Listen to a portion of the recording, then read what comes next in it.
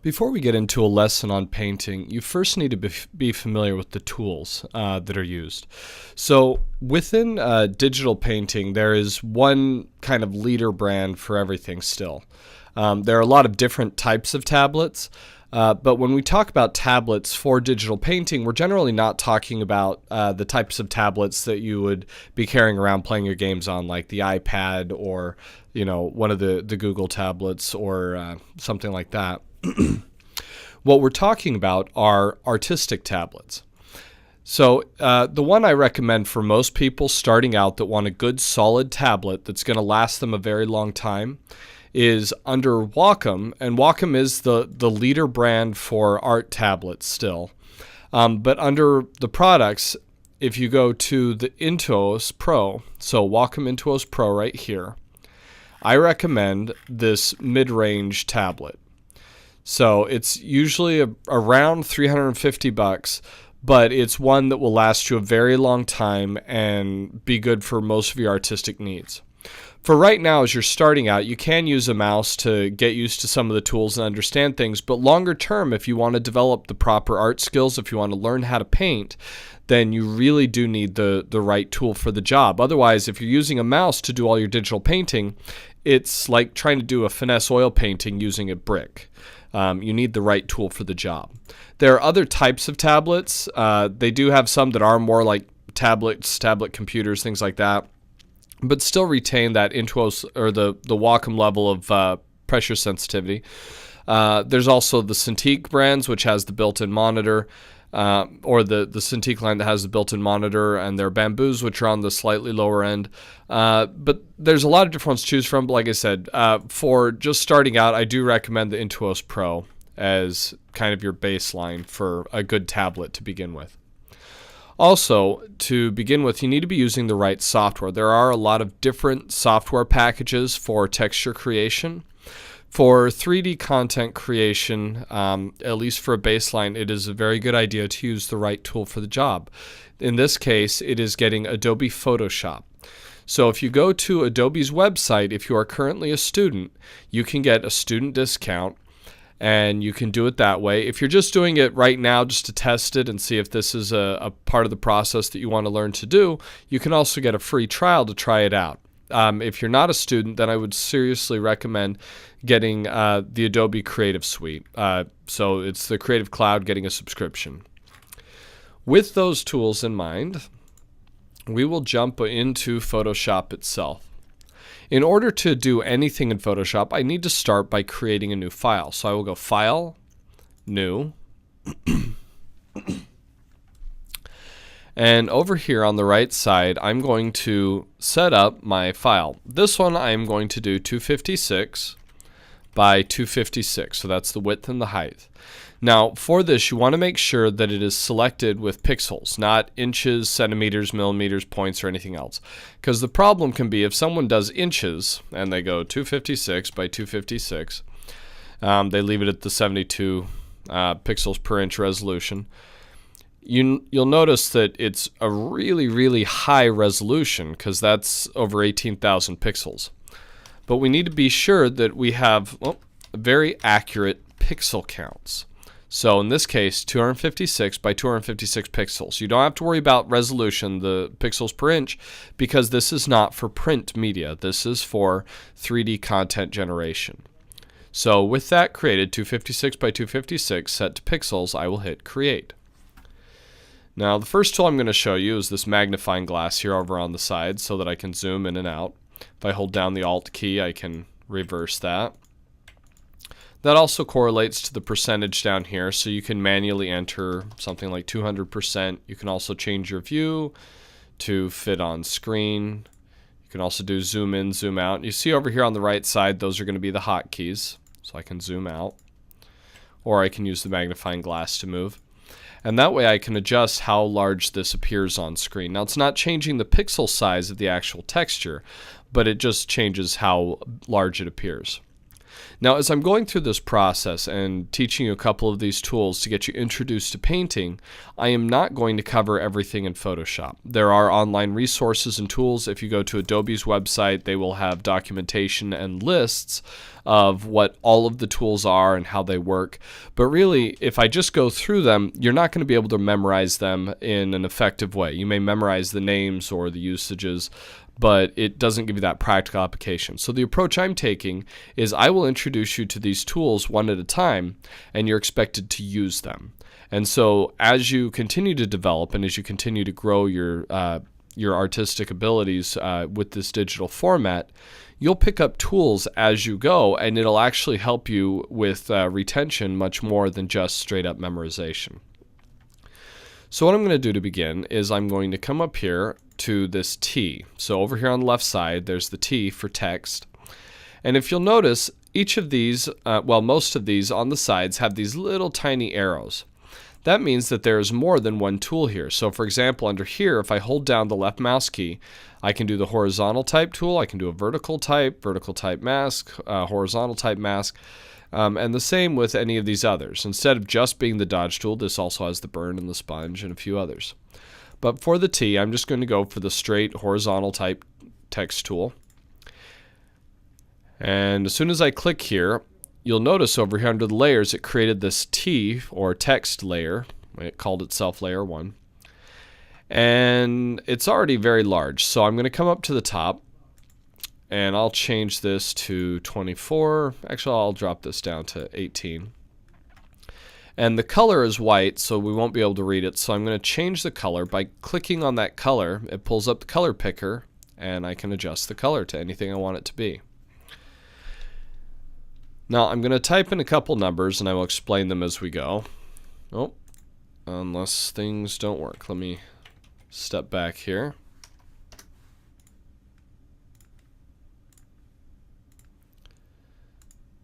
Come to this 2, 4, 8. For some reason I had dropped the opacity on that, so I'll come back. 16, 32, 64, 128, 256, 512, 1024, 2048, and I could keep going. What these numbers are is these are powers of 2. Now power of 2 is 2 times itself. So 2 times 2, which is 4, times 2 is 8, times 2 is 16, times 2 is 32, times 2 is 64, and you get the idea. So it's 2 times 2 times 2 times 2 times 2 times 2 times 2. The reason these numbers are important is because these are the texture sizes you should be working in as you create textures for 3D content creation. The reason for this is that textures that are a power of 2 can be reduced, they can be processed more easily, and they're necessary as you're creating content because this allows them to be, to work better for the format. There are different texture formats as well for different purposes. For example, JPEGs work very well for the internet because they can be reduced in size. TIFFs work really well for photography. There are other types of textures that work for other things. I use PNGs for UI. In the case of 3D textures, textures are going to be placed on 3D objects, you want to use targas or .tga files. So they need to be a power of 2. So 128 by 128, or in this case, this one's 256 by 256, or 512 by 512. And then you save it as a targa file. So we'll cover that in just a second. But I want you to be aware of the powers of 2. Now, for game development, in most cases, this is going to be your highest texture size. Now, if you're working on a much higher end platform, so like a new Xbox or PlayStation or something like that, there may be cases where you have higher textures that are used, but in general, you can get a lot out of 512 by 512. It may not seem like a lot when you first start painting, But as you get practice in, as you learn to control the space, you'll realize that this is actually a lot of pixels for creating the textures that you want to make. If you're working on a lower end platform, so 3DS, or if you're working on mobile games, then you will be working at a much lower resolution. And this will all change based on what you're working on. So as you join teams or work for different studios, they'll give you updated specs for kind of what the expectations are. But keep in mind, powers of 2 and then save as targas. So that's what that is. I'm going to take this texture layer and I'm going to hit this trash can here to remove it. To begin the painting process, I don't really want to work with a straight white background. I want to start by actually having some kind of a color base to work from. So to do that, I will go select all, and you see how there's this shimmering line around here, and I will go edit, fill. Now when I go to do that, there are a lot of different things I can select: the foreground or background color, which is the foreground and background color, or I can select color and just randomly select a color here. And I will hit OK for that and hit OK. And so now that background is filled with the green color.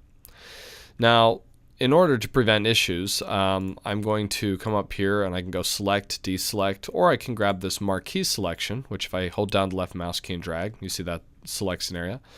But I click in an area that was not selected, I can just have that deselect. Something that people do by accident sometimes is to create a little marquee, like they click off to try and deselect an area, but they accidentally get like a 1 pixel or 2 pixel little selection, and then they're unable to draw. I'll show that in a second how that works. But you want to be aware of your selection and what's selected. I next want to create a layer. So to do that, I would come down here to the bottom right, and there's this little tab here to create layer, or I could equally come up here and come here to this option box, these lines over here, and do new layer. I'm not going to, but I just wanted to show you that's another way of doing it. But here's a layer 1. And the reason that we paint in layers is so that we have more control of our paintings. Now to start painting, I'm going to come over here to the left to this paintbrush right here. Now once again, if I hold down the left mouse key, there's a brush tool, pencil tool, and some other things on here. But I just want to use the regular brush tool. Photoshop has an adaptive file menu. What that means is as I select different tools, you'll notice that the file menu up here, that bar for the tool, changes based on what tool is being selected. So when I have the paintbrush tool selected, you'll notice that I have all the stuff I need for the paintbrush. Now there are a lot of different brushes that I could use. So if I click on this gear, I can come down to faux finish brushes and hit OK. And there's some fancy brushes I can paint with. And if I want to change the color, I can either come over here to the color picker and change the color there, or I can come up here to the top right to the color picker, color swatches, and adjust things there. And you can see I can also select to change the foreground or the background color, and then I can switch which one is which. And there's a lot you can do just to select colors right here, and that works. So I'm already painting. The thing is, I don't always need these. In fact, in most cases, when I am painting, and especially when I have people start out, I recommend you start with basic brushes. So for right now, open up that gear underneath the brush and go to basic brushes. The reason is that if you can learn to paint well with these basic brushes, then in cases or circumstances where you do need a customized or special brush, you can use it. What I want you to avoid at the start, though, is using these types of brushes, the fancier brushes or the non-basic brushes, as crutches. A lot of people will do that. It's like, well, I need to paint cracks. Well, I'll download a whole bunch of special brushes of cracks and use that to paint cracks. Well, that's great, but it's a one-trick pony. If you can't find the right brush, you can't paint. And so I want you to start by doing basic brushes so that you can have that base foundation for how to paint. Now with the basic brushes, there are the ones that are harder edge and the ones that have kind of a softer edge. So the softer edge versus up here a hard edge. The only other difference is actually the scale. So I'm going to grab this softer brush right here. And the only other thing I would need to change is the size. I can do it either very large or very small. And just by adjusting the size and the opacity, I can get a lot out of this brush. So I'm going to change it to a green color very quickly. Actually, no, let me do a blue so it's much more visible. So with a blue brush, and I'm using my own tablet so it's easier rather than using the mouse, you can see I can start layering this and building it up. So the more I paint across here, it goes and builds up more layers. So I can even start layering on this purple over here. And so by just playing with the opacity and the brush size, I can actually get a lot out of this. So that's full opacity. I'm going to lower this down. Now I'll get a green color and lower this. If you've got a tablet, you can also just click on the stylus button here and be able to adjust the size on the fly. But you see I can start building in some of this green color. If I need to increase the opacity, I can do that as well. And then it builds a little faster. And you see I can start creating all this great stuff. If I create another layer, I'm going to make a bright orange.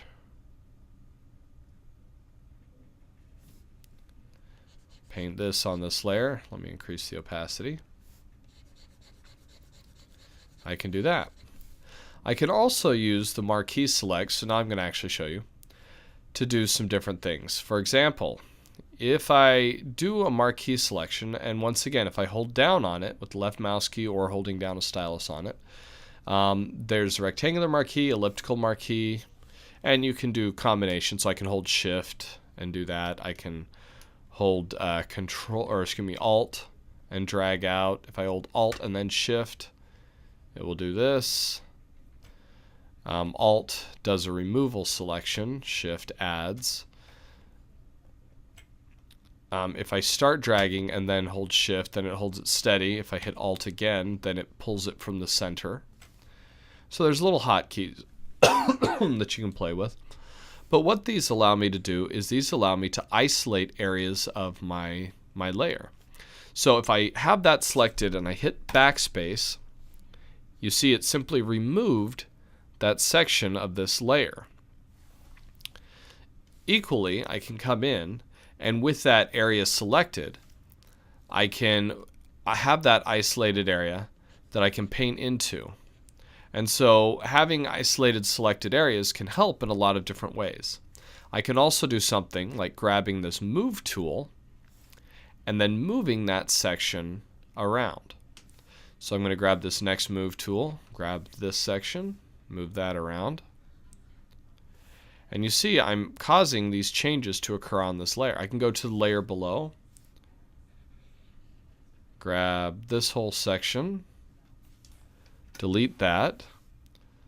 I can inverse my selection, which now selects all this, and move that around.